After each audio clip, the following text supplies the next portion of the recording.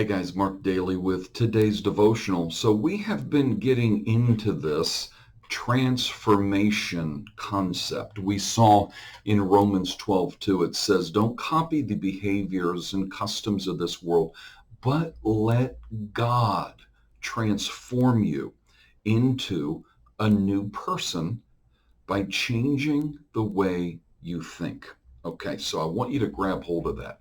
It's God that is transforming you. Yes, immediate transformation took place when you said yes to Jesus.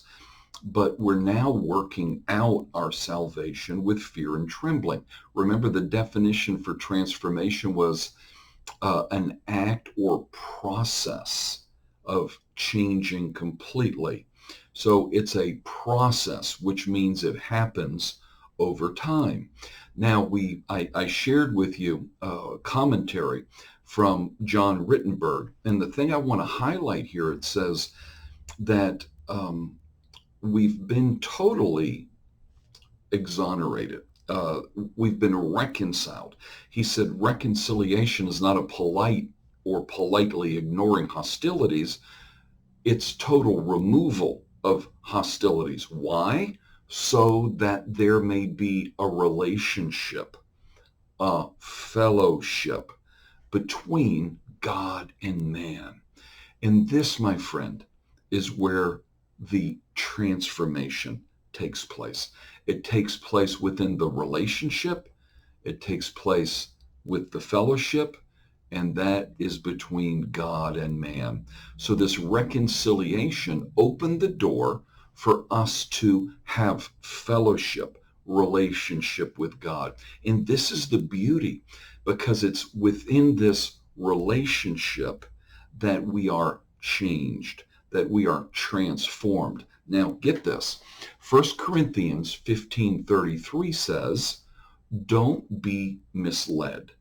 Bad company corrupts good character.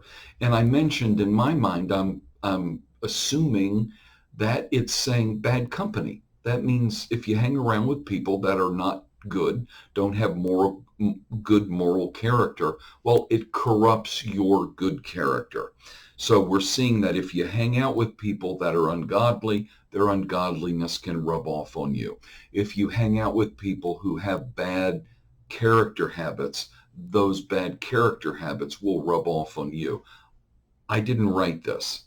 Okay, 1 Corinthians 15:33 says, do not be misled, bad company corrupts good character.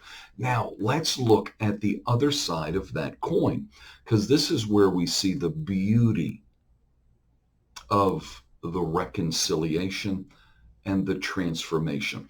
Proverbs 13:20 says, whoever walks with the wise becomes wise, but the companion of fools will suffer. So highlight on the first part of that scripture, whoever walks with the wise becomes wise. Or could we say, whoever has fellowship with the wise becomes wise? And walks means, when it says whoever walks, that means has your way of life, lives in their company. Whoever walks with the wise becomes wise.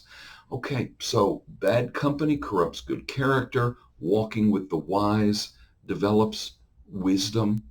Well, you've been invited to have fellowship, a relationship with the maker of heaven and earth. If we are pursuing him in that way, if we are enjoying fellowship and a relationship with him, we will become like him, right? So as we behold him, we're changed from glory to glory.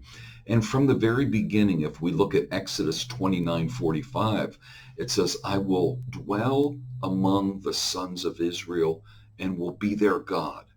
Genesis 6:9. These are the records of the generations of Noah. Noah was a righteous man, blameless in his time. God walked with him.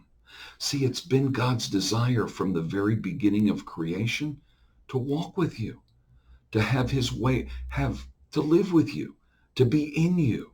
to lead you and guide you, to allow you to behold his wisdom so that you might become wise. Zechariah 2:10 says, "Sing for joy and be glad, O daughters of Zion, for behold, I am coming and I will dwell in your midst, declares the Lord."